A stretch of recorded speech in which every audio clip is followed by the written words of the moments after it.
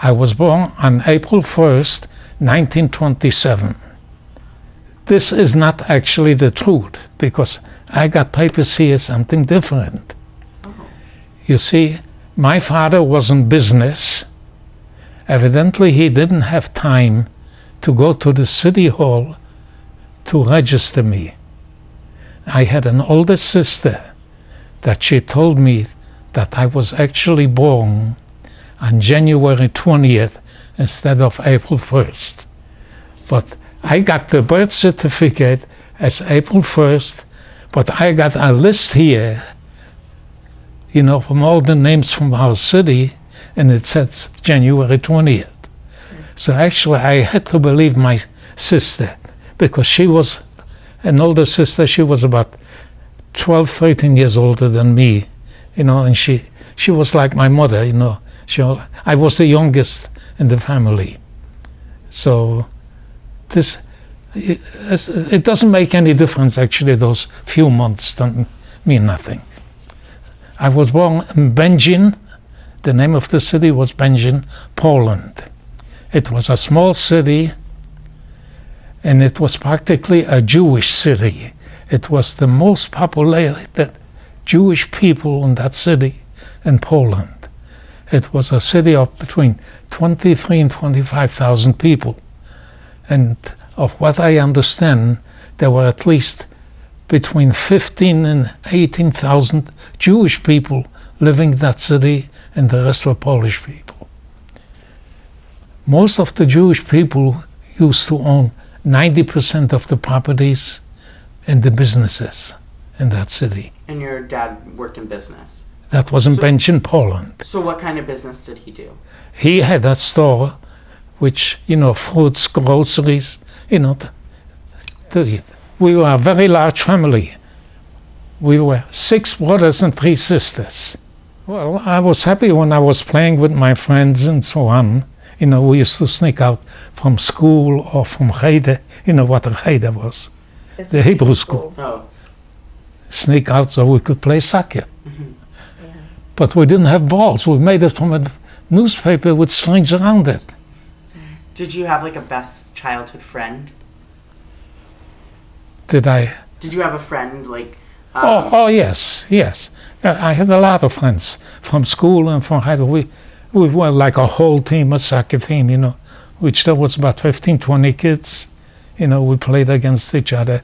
It wasn't just me, it was the older generation too, like my brother, who I had, you know, my next brother, which it was Irving, you know, he was 3 years older, then another one 6 years older, 9 years older, and my sister, you know, who practically raised me, she was about 12 years older than me. And she was the one, you know, everything that took care of me a lot. And she told me about, which I mentioned before to you, about my birthday and so on. She was the one. Now, when the Germans were in, my father was still in that store maybe about 2 or 3 weeks at the most. The curfew was you could be out on the street from 7 to 7. If you're found being out, either you'll be arrested or you'll be shot. And of course, my father still had the store. He used to open it up in the morning, go to it. It only lasted for about maybe a month or 2. They took it away from him.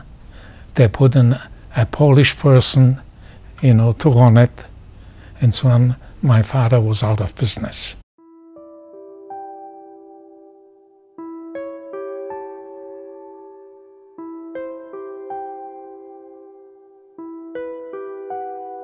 When the Second World War II broke out, it was in 1939. I was 12 years old. So I went to the 6th grade, and that was it. I was supposed to start in the 7th, but it never happened. Because the war broke out on September 1st, 1939. It was on a Friday. The city that I came from was approximately, I would say, between 10 or 15 miles from the German border. It was between Germany and Czechoslovakia. So it started on September 1st on a Friday. By Sunday, the Germans were in our city.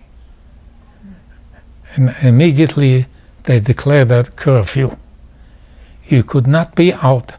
You know, in Poland, the buildings were not like here, private houses.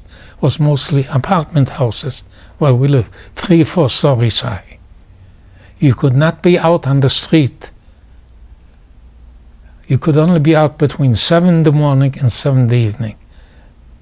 And the orders were, if you're out later, you'll be shot. So that was when they came in right away.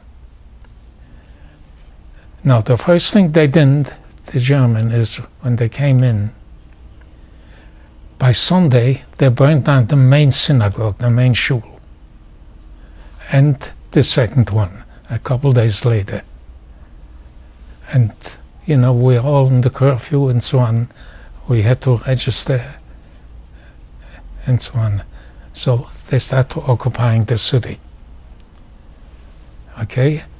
And from there on, you know, no more school for me. I was also going to Hebrew school. We used to call it a cheder. You should know. It was by then, when the war broke out, I was 12 and a half, and I was already about 13 years old. So I already went to work. I worked in an iron factory. I worked there.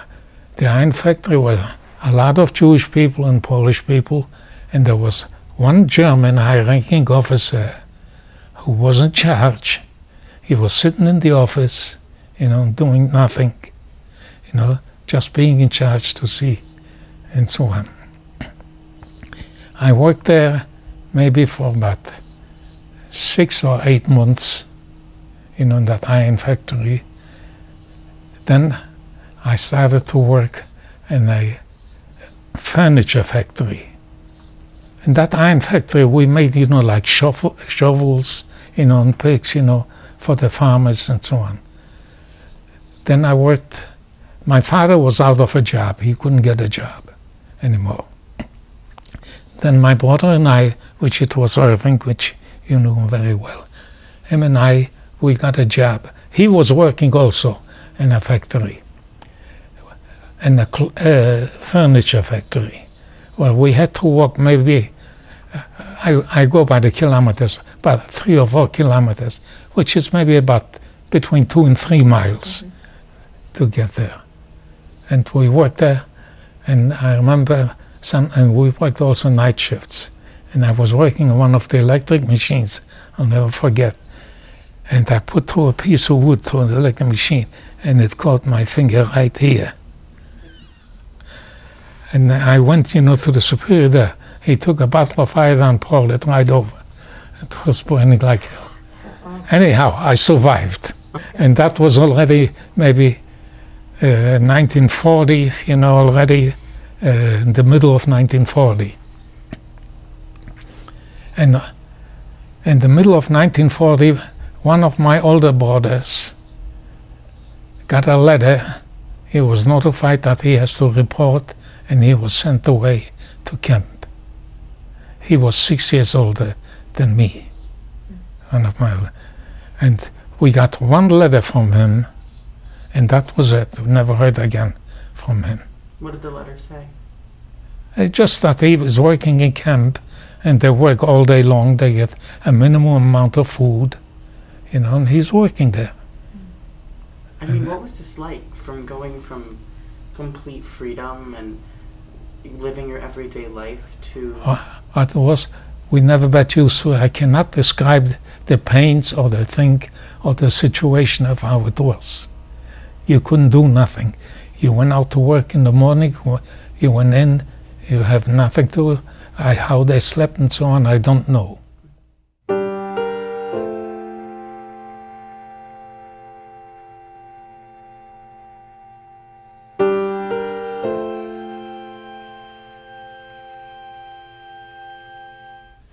Then they declared the ghetto. That was in 1940. No, everybody, if we walked out on the streets, you know, like, let's say, during the summer, you know, you could only walk if you walk on the right-hand side, you know, this going up and this going down. If you walked over there going up, you know, if a German would catch you and so on, either he would poke you with the bayonet or, you know, hit you with his rifle and so on. That's the way you had to walk in our city, of what I know of what I saw. I can only tell you what I saw. I cannot tell you what it was in the other cities. And they also formed a Jewish organization of which they were given orders to bring certain age of people to be sent away to camps. And they had to deliver them. And so on. That was in 40, 41, and 42. And I was working that factory there. And then they closed up that factory, and I worked back in our city in a clothing factory. I was trimming the threads. You know, they were making uniforms for the German soldiers in that factory. That was in our city already. And then it came, I guess it was in 1943, it must have been probably in March or April. We had, you know, a card, you know, identification cards. And they told us we all have to report to the stadium. There was a Jewish stadium where we used to play. There used to be a soccer team, you know, that used to report it, to have it stamped.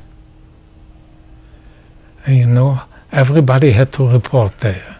And they had in mind, you know, to liquidate the whole city. But somehow, they also had formed from the Jewish people to be like Jewish police. You know, they called them militant. And I had one brother who was 9 years older than me. He was one of those also. And he worked, you know, for the government there and so on. And when they were stamping, I remember it just like now. We were all on that stadium, practically the whole city, you know, and those that were stamped at one point, you know, and something must have been in his mind that he knew about something that's going to happen. And so they got stamped, and there were groups not stamped and stamped. And he made a big move, and he mixed them all up, all the people. So they gave up the stamping, and they sent everybody back home to the houses. Now then came in 1943. I guess it was in April or May, where they liquidated the whole city, all the Jewish, into a small village outside of the city. From our city, which it was Benjin, and another city that was Sosnowiec, which was a larger city. We all had to go into that little village, you know, farm. We lived in a barn where they used to raise cattle, you know, or horses, and so on.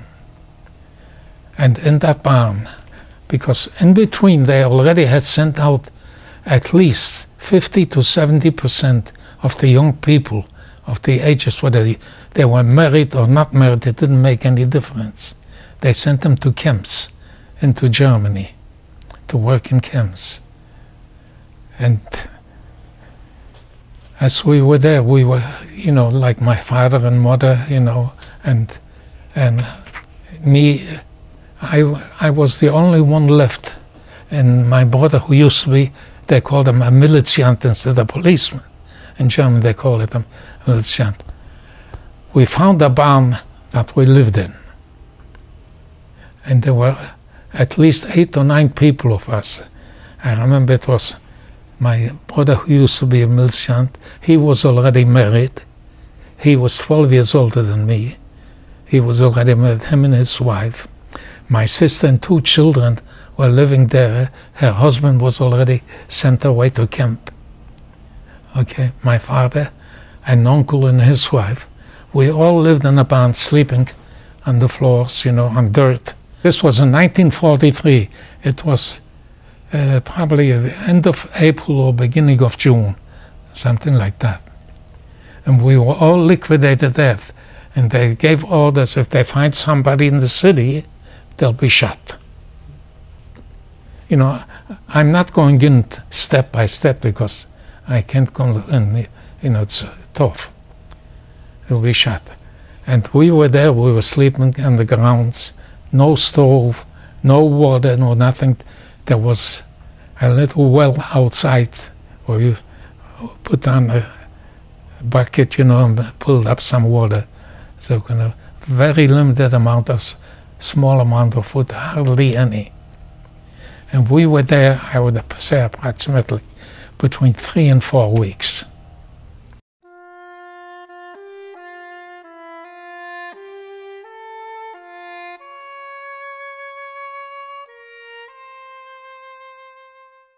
Very early in the morning, just before daylight, we heard gunshots. They were shooting the rifles up in the air, and they were yelling, "Rauskommen," which it means we should get out.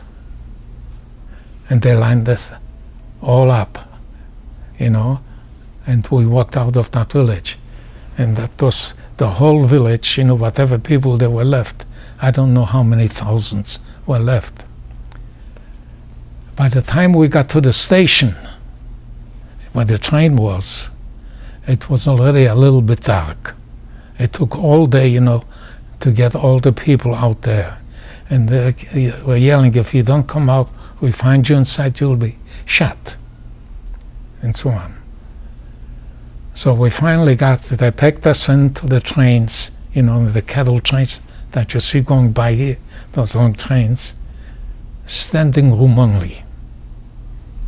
We packed in like sardines. The train was going very slow, what I remember, and then finally it stopped, and we saw a sign, Oświęcim, which is Auschwitz. In Polish, it was called Oświęcim. Now, Oświęcim was a city. It was not the camp, Oświęcim. Everybody knows here as Auschwitz as the camp. No, it wasn't. Auschwitz was a camp, a military camp before the war in Poland. And the Germans took it over, you know, when they came in. But Auschwitz was not. Birkenau was the camp. I don't know whether you heard that word, Birkenau, and so on. I got here pictures and I'll show you later. So when we got there, it was already dark, you know. They chased us out from the trains, you know, poking us with the bayonets to move. And so on, they lined us up. They separated the men from the women, you know, in different sections. And then we came to an open field where they had trucks standing there with guards and so on, and big lights, you know, shining, you know, so you could see like, just like daylight. And when they separated the men from the women, of course, I was on the side where the men was. And, you know, there was this high-ranking officer, and he went with his finger this way and that way. You know, the one that went to the right was to go into Birkenau, Auschwitz, which they call it here, Auschwitz. To the left was the gas chamber. I was sent to the left because I was 16 years old at the time. I didn't see my parents in because when we walked off the trains, you know, they used to poke us with the bayonets to move quicker, you know, and so on. I didn't see my parents anymore. I didn't see anybody. I was all alone. And I was already on a truck. I was sent to the left. I didn't know where the truck was going. I didn't know what was going on. Nobody knew. And as I was on there, you know, like I mentioned to you before, they had the reflectors with all the lights, you know, going on, so I could see everything.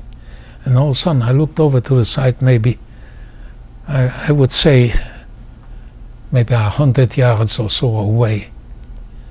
I saw one of my brothers, the one who used to be a militiant. He was 9 years older than me.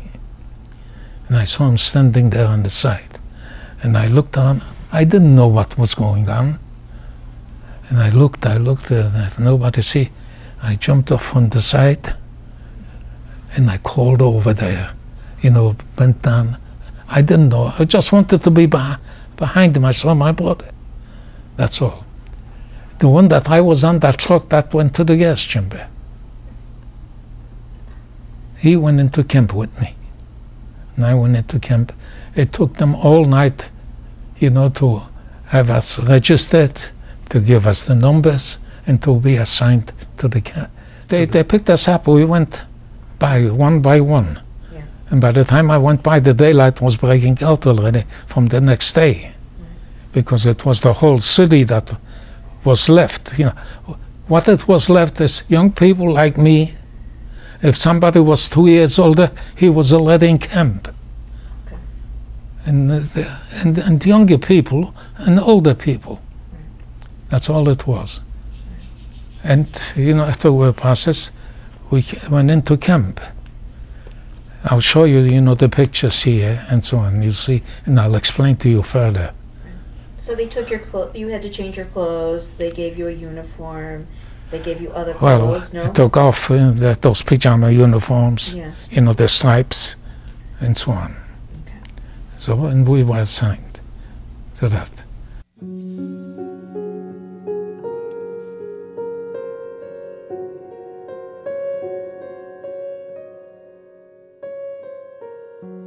When I came there, you know, Birkenau had, of what you see, the camps, you know, it was A, B, C, D, E, F.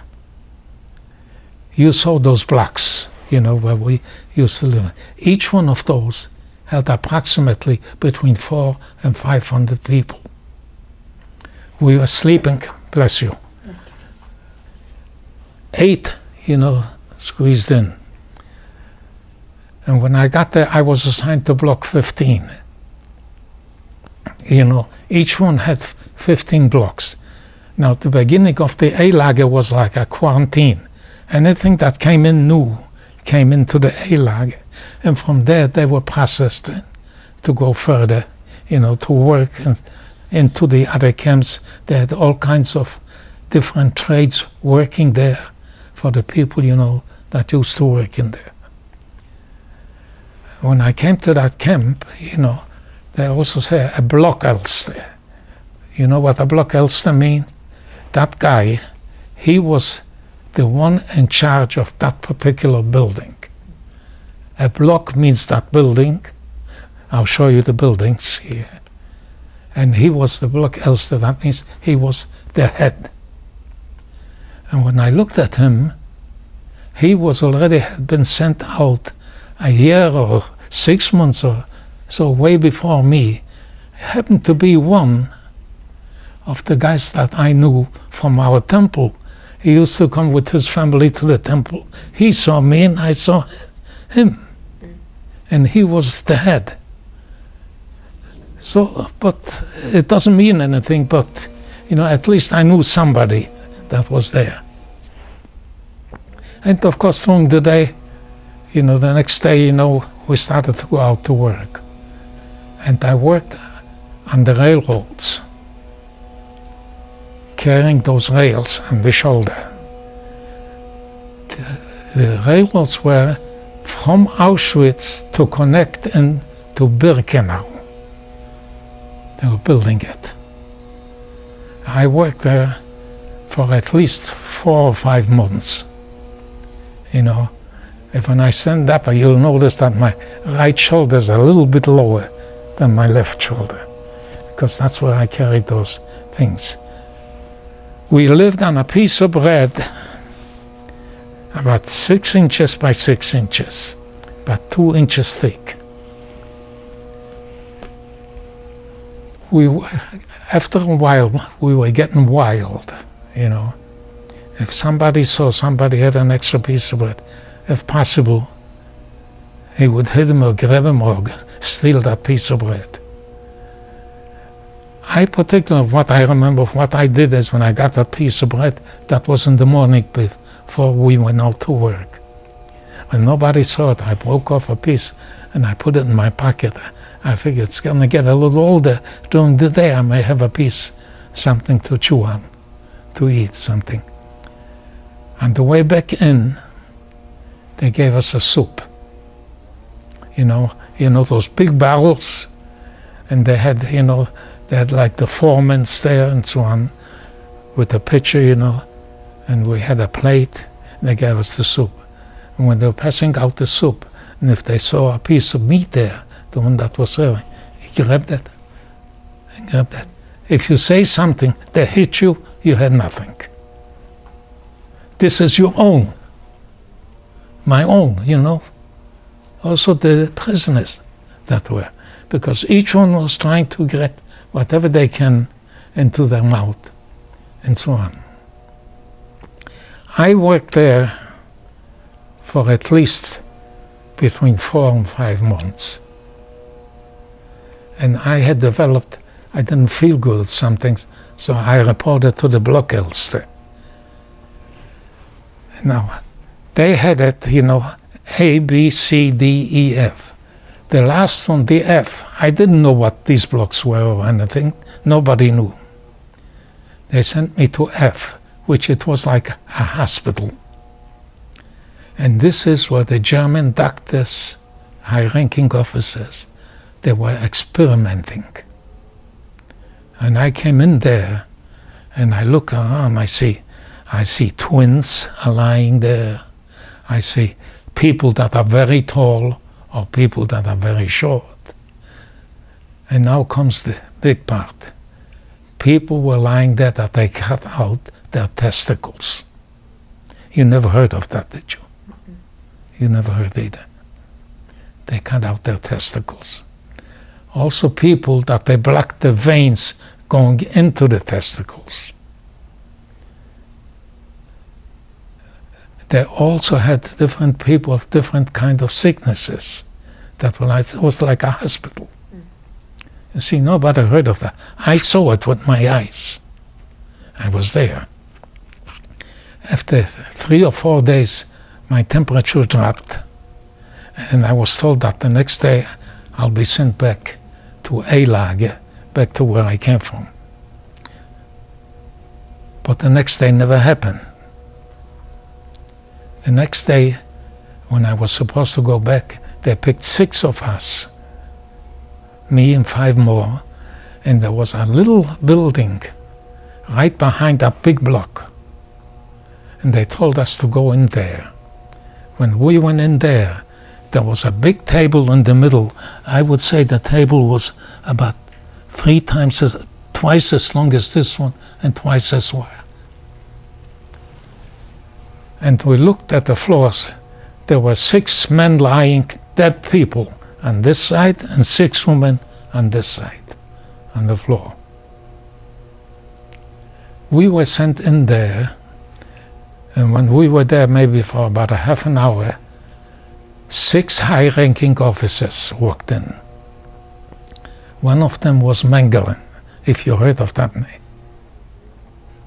Mengelen was in charge of Auschwitz. He was a very high-ranking officer. He was a doctor. And the others were also all doctors.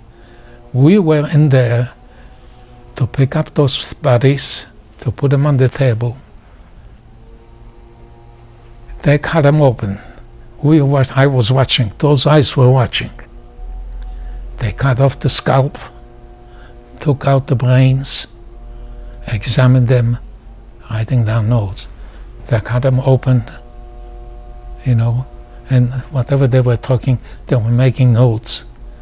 And they did all kinds of cuttings to people. All the 12 people cutting them apart. Nobody knew about this. Nobody saw it. I don't know if any of the 6 guys that we were there, whether they survived or not, so I cannot say anything. But I know, I can only tell you of what I saw. And it came late in the afternoon. I don't know what time it was. Maybe it was 2 o'clock or 3 o'clock. So we were there after they were done. We were 6 guys to pick those bodies up. 2 guys were standing outside. There was a truck outside. They were on top of the truck, and 4 of us were handing them the bodies to put them in to the truck. And we were sure that we are finished, that we're not going to live. Somehow it was a little late in the afternoon, maybe 3 or 4. We never knew the time anyhow, so it didn't make any difference. They sent us back into the building, and they left, the high-ranking officer. We went in, the 6 of us, and we looked at each other, and we made a circle, touching each other, because we thought that they're going to kill us of what we saw. And sure enough, they told us, go back, tomorrow morning you're going back to. And the next morning I went back to A-Lager. When I came back to A-Lager, this was my luckiest day of the world. When I came back there, there was a Lager Kappel. A Kappel means a foreman in German. He was a Lager Kappel. Any transports that used to come into Birkenau came into A-Lager because they had the administrative office, you know, and from there they were sent into the different places. And when it came in, we stood, the 6 of us, in front of the Lager Kappel. He was an older man, I would say. He was in his late 30s. He called me out. And I remember those 3 words he said to me. Du wirst sein mein Läufer. Do you understand what it means? You don't. You're going to be my messenger. I didn't know what it was or anything. He was in charge of all the foremans. The foreman was called a Kapo. He was the Lager Kapo. That means he was the Kapo, the foreman of all the Kapos. Who was he? He was a German. He was on the Russian front, and he escaped. They caught him. They sent him to Auschwitz. Evidently, when he came to Auschwitz, he must have known some of the high-ranking officers and so on, that they made him the head of the workforce, or whatever it was. And when he called me out, he says, "Du wirst sein mein Läufer." And anything he had to tell to the foremen and so on, he would tell me, go tell him this, tell him that. And the main thing he said to me, the reason he picked me out, he says, "You look like my oldest son."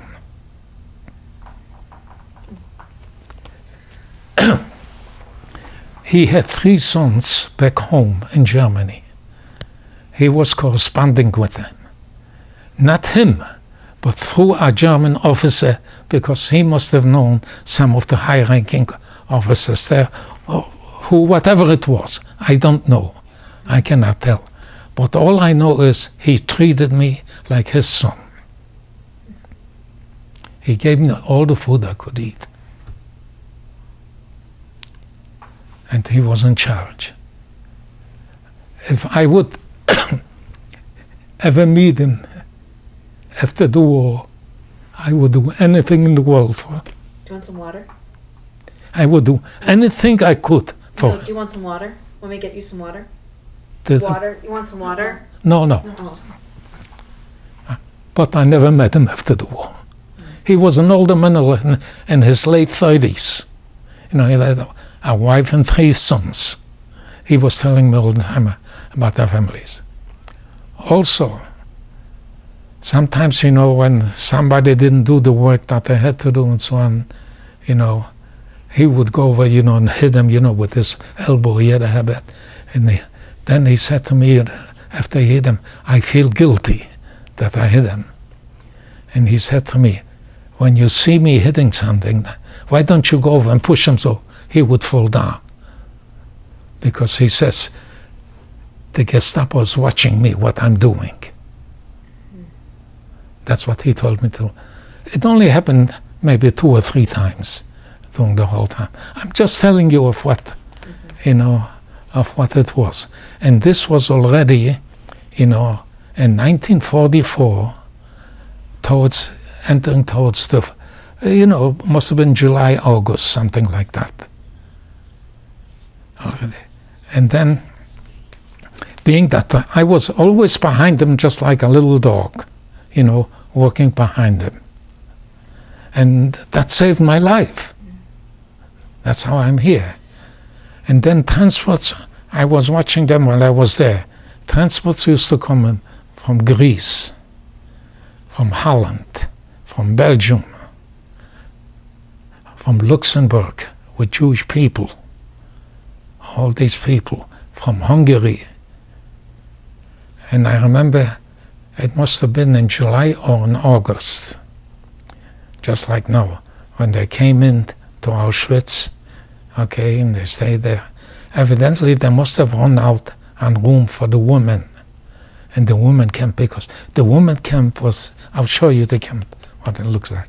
The women camp was just the same as the men. I don't know whether it was the same amount of buildings and so on, but probably was the same. So they ran out. So on B-Lager, they had some women from Hungary when the Hungarian transports came in. They had some women on B-Lager. Now, when I talk about B-Lager, you know, now A-Lager, which I mentioned to you before, had 15 blocks. The block means the building. You know, the first or the second block was the administration work, because that's where they registered all the people on A-Lager. You know, and the other camps, they also had all the same blocks, but they had for different trades that were producing and manufacturing things and so on. And I remember when the Greece came from the Jewish people from Greece, they had a group that were restless, you know, and they found out about them. They fed them, they gave them plenty of food so they could perform for them. And I was able to watch them while they were performing, because the Lager capo, you know, which I was, he was there because he had the permission to go there, and I was behind him, so I saw them all the time, you know, and I was watching them. They, and the women were on B-Lager. They put in the women where they ran out of room in the women's camp. In between each camp, there was a ditch going down and up. Between that ditch, there was the wires, if you have seen it, up and down. Mm-hmm. It was this way and this way. See? So you couldn't go out this way or you couldn't go out this way with the electric wires. And all the women were there, you know, and I remember, you know, during the day sometimes, you know, we came back from work and so on, I saw the woman, we could talk, you know, over, and there was a young girl there also with them. Probably was my age, because I was 16 years old at the time. And I was talking, she didn't speak very good Yiddish, but she had the other woman, they were talking Yiddish and so on. And sort of, you know, I was talking day and day to her, you know, how young people are. Mm-hmm. I don't have to tell. And every so often, I would take a piece of bread, wrap it in a piece of paper, and throw it over the wires to her. They were only there about 3 or 4 weeks. And one day, she threw something back to me, and it got caught on one of the wires, on my side, on the bottom.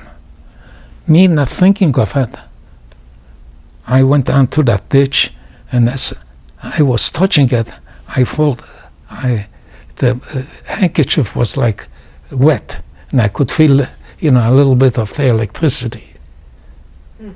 And I pulled it away, and all of a sudden I hear shots. The guards were standing, you know, at the end of the camp, you know, on those big high things. I hear shots, and I crawled back up until the camp, and I went back. I could think he wasn't a good shooter. I wouldn't be here to talk about it. Were there any people in the camps, like was there someone that you met that, other than the man who saved your life, was there someone or was there a story that you'll never forget? No. The only one that I met is when I first came, which I mentioned to you. He used to belong to our temple from our city. He gave me a little extra food. He was a little bit in charge of it. He could do it. But like other Jews, like another Jew? No. You never talked to them? We stole from one another a piece of bread, if we could. Never did. I mentioned to you how I did it when nobody saw me. When I was working, you know, and so on, I put, you know, a piece in my pocket, and it got old, so in the afternoon I could eat it. I survived for 16 months in Auschwitz. Through that couple, through that German, through the thanks to him, because once he came in, once he called me over, which it was in the summertime of 1944.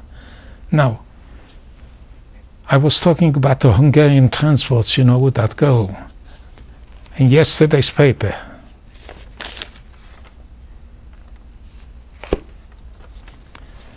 the guy who was a guard is being prosecuted now. Oh, wow. In yesterday's paper. I especially cut it out.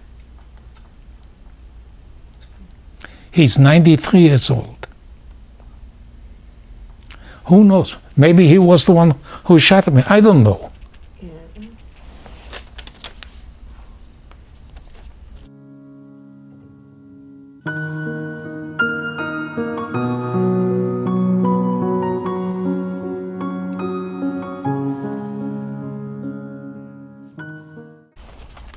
So we are now already, you know, the end of July, August.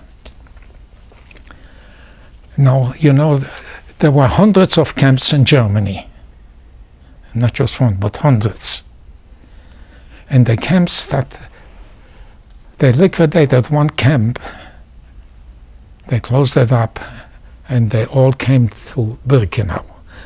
And when they came in, I look at the faces, I recognize faces from our city. And I walked over to them and I started to talk to them. And all of a sudden I see my cousin. I talk to my cousin. And then I look a little bit at the left. He is Irving. Irving is my brother. So the Lagerkapo called me over and he says to me, who are they and so on. And I explained to him they're from the city. He knew where they came from, you know, and so on. And one is my cousin and one is my brother. Now, in those working camps that they were, they did not take their clothes away and put on their pajamas. They had their own clothes. And the Lagerkapo said to me, go back, tell him, if anybody has a ring or a watch or any piece of gold, if they give it to me, I'll give them good jobs and extra food. And he kept his word. He didn't deny it. He kept his word, and which I told him. And I didn't tell the people. I told it to my brother, to Irving, and he told it to them. You know, some of them had some already, you know, because when they were sent away in the regular camps, it wasn't like a concentration camp. They were sent away where they were working, you know, those camps.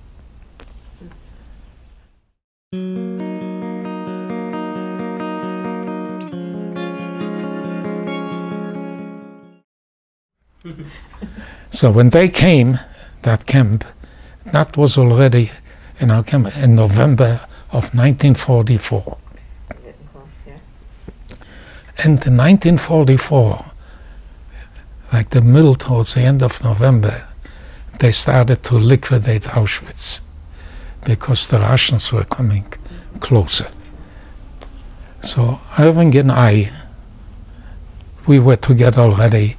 We were liquidated, went on the train, passed by Sachsenhausen. I don't know whether you heard of it or not, through Berlin, you know. And we went to Ohrdruf. Have you heard of Ohrdruf? You didn't hear it.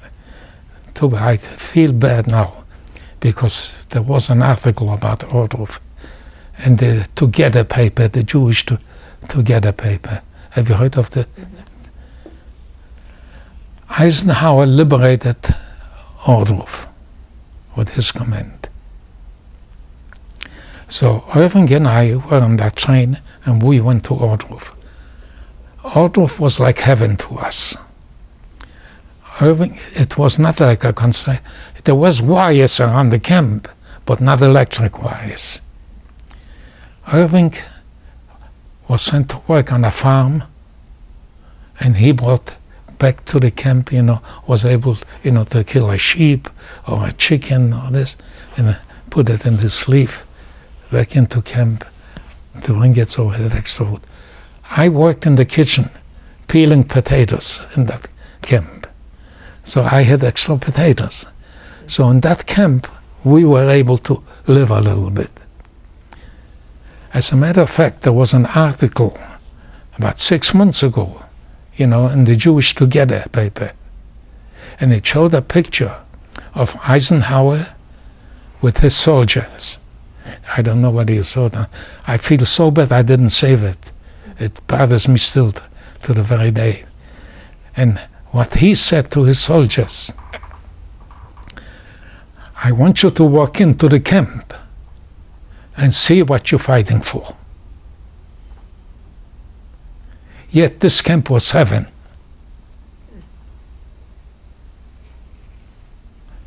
But to them, it wasn't.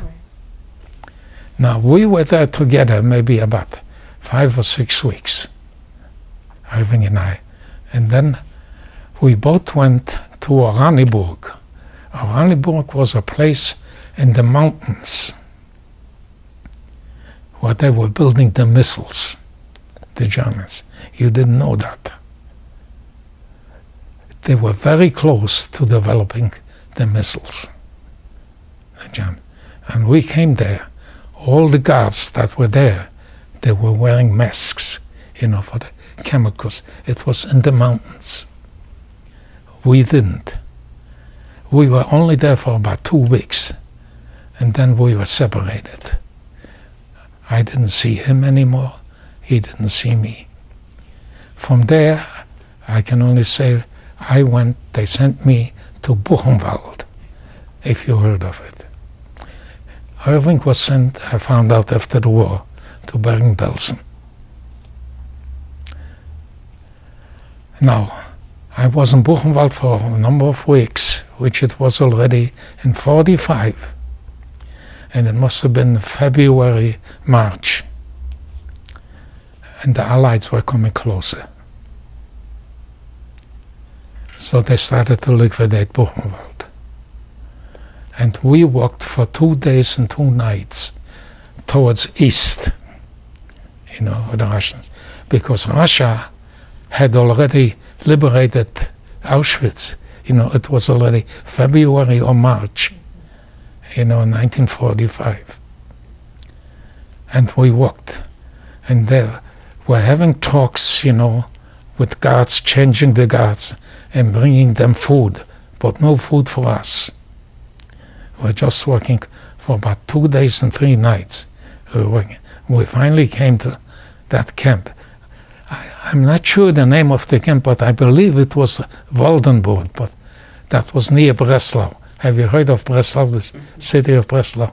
It was a camp right near there. When I came there, I registered as a Polak, not as a Jew.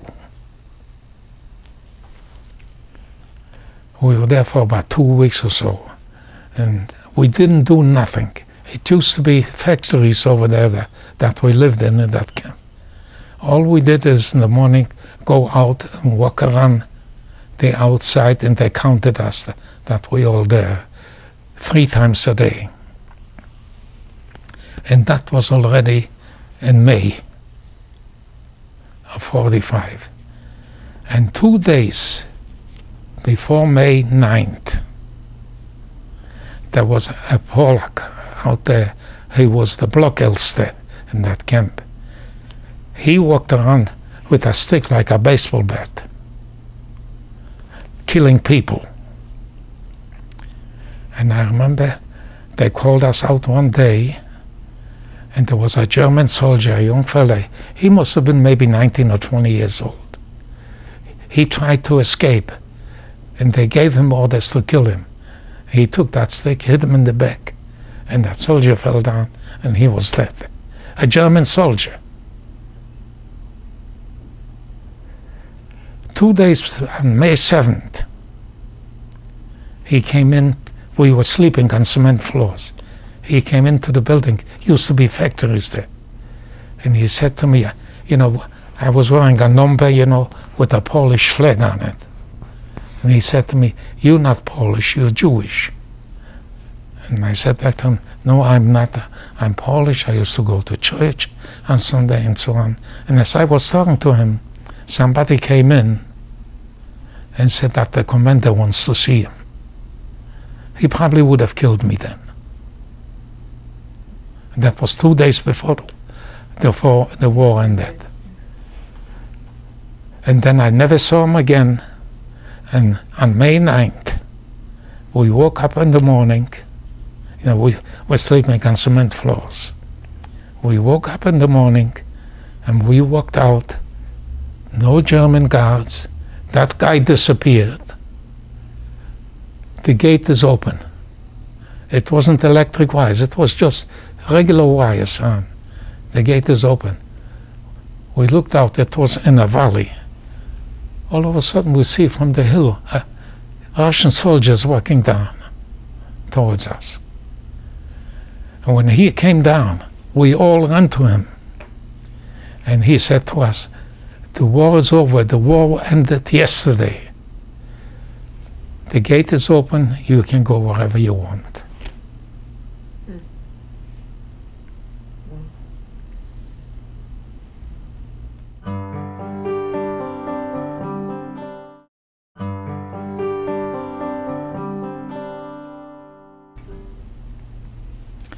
First, we asked immediately the Russian soldier how to get back to Poland, and he gave us directions. On the way, you know, I spoke Russian at the time because I forgot to mention to you one thing. When the Germans took prisoners of war, the Americans were in the prisoner of war camps, but not the Russians. They sent the Russians to Auschwitz and to different camps. And being that I knew how to speak Polish, and Russian is very similar to Polish, I've learned how to speak Russian. So on the way we met a lot of Russian soldiers. You know, it was Breslau, if you heard of Breslau. Now Breslau belongs to Poland because after the war, you know, the zones were changed, you know, yeah. The land. And we asked them how to get back to our city. So I was able to talk to the Russian soldiers.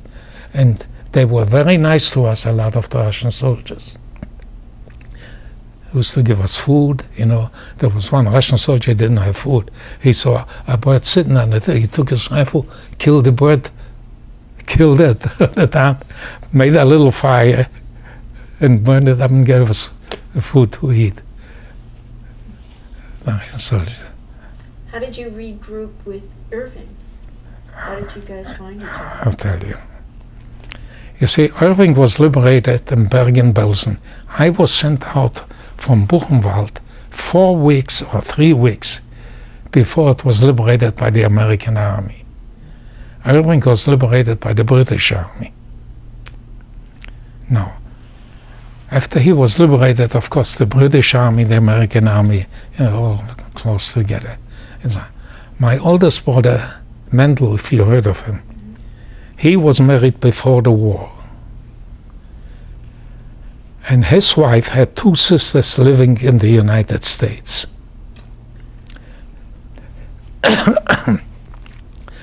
One sister had a son. He volunteered in the American army. He was 18 years old. And he was very good. He became a lieutenant in the American army. And when was he? He was in the command where Eisenhower was nearby. Eisenhower liberated a lot of camps, but they couldn't communicate, you know. In the camps we spoke Yiddish, Polish, you know, German, but I never heard a word of English before the war. I never knew a word of English. So we liberated. And Eisenhower called out somebody who speaks Jewish. And this guy, in his house, they only spoke Jewish. So he spoke fluent Jewish. And he stepped forward. He was already a lieutenant. He got a battlefield commission. So he put him in charge. Generals used to respect that lieutenant. Because why? He was under Eisenhower, under Eisenhower's command. He was, you heard of Salzheim? Mm-hmm. You heard of Salzheim? Mm-hmm. This was a camp that people used to come to see, looking for families and so on. You know, and they were nearby and so on. He was able to take trucks of food and clothes, everything he wanted from the American supplies, and bring into the camp. I'll show you pictures of him.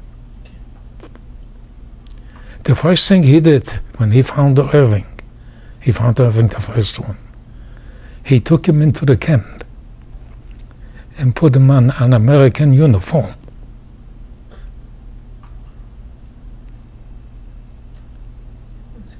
I'll show you pictures, I got it. And I went back to Poland, of course. Then my oldest brother, I was there we came to our city, you know, they had a committee, you know, to form the committee to look, you know, for families and so on, to get together and so on. Then my older brother Mendel came. Yeah, that's the only 3 that survived from us, you know. And I was there then. A cousin of ours smuggled, you see, you couldn't go from the American zone, American, British, and France were the 3 zones, and on this side was the Russian zone. Yeah, together. You couldn't go across the borders. But he smuggled himself over, you know, at night. And when he came, he told us about Irving and the whole thing. And I was already with my older brother, Mendel, at the time. He already, you know, when I came to the city, all the city was empty, you know. I just was in the committee to give him my name, you know, if somebody comes then. Then my older brother Mendel, he came about 2 or 3 weeks later. He was looking for his wife and his child. Nothing happened. So I was with him, we were together, and he started to do business with the Russian soldiers, you know. And the Russian soldiers, I would say, the Jewish soldiers that were in the Russian army, I would say about at least 50 to 75% were Russian officers, not regular soldiers. They had the education, they were officers. And he used to do business with them. And so we were there, and then my cousin, he smuggled himself over, and he told us about Irving. And this officer, the American, was Mendel's nephew. It's amazing. Who would have thought? And then how did you meet up with Irving? Then how did Irving come to you? Well, I couldn't get out from Poland, you know. Okay. I went out on top of a train. I lay down flat to cross over the border Wow. to escape from Poland. That was after the war. Okay. And once I escaped into the American zone, you know, I could take the trains were going back and forth with people, you know, without pay and so on. And I was able to get there to meet with Irving. And then my older brother Mendel came there. Irving and I came first. Okay. We came in 48. And Mendel came in 1951. Much later. So I was in the army at the time, the American army. ooh, And Irving was in the army also? No, No. and that was I- after you came to America. of yeah, course. I was in the army. I was fighting in the Korean War. You I was did. here. I was offered a commission. I refused Mhm. because I was in the Signal Corps. You know, the reason is because I knew multi-languages. Okay. Who out of everyone who survived from your family? Just the three of us that I just mentioned. We were 6 brothers and 3 sisters. I'll tell you the truth. When I came to the States, the survivors were ignored. Nobody cared about it. Nobody knew about it. It's just recently, I would say in the last 10, 15 years, that it started to bring up all these things that you hear now. But for the past 40, 50 years, 60 years, nothing. In all these years and so on, very little was brought up to open about survivors of what it went on. Now, I gave you highlights of Birkenau. Now, I'm sure if you interview another 10 people, you'll find more and more. Some of them may be very similar and very same. But if you interview many people, whether it's Auschwitz or Buchenwald or Groß-Rosen or Bergen-Belsen or any of those, they will have very similar stories, and each one will have something different of what I told you here. I can guarantee you that.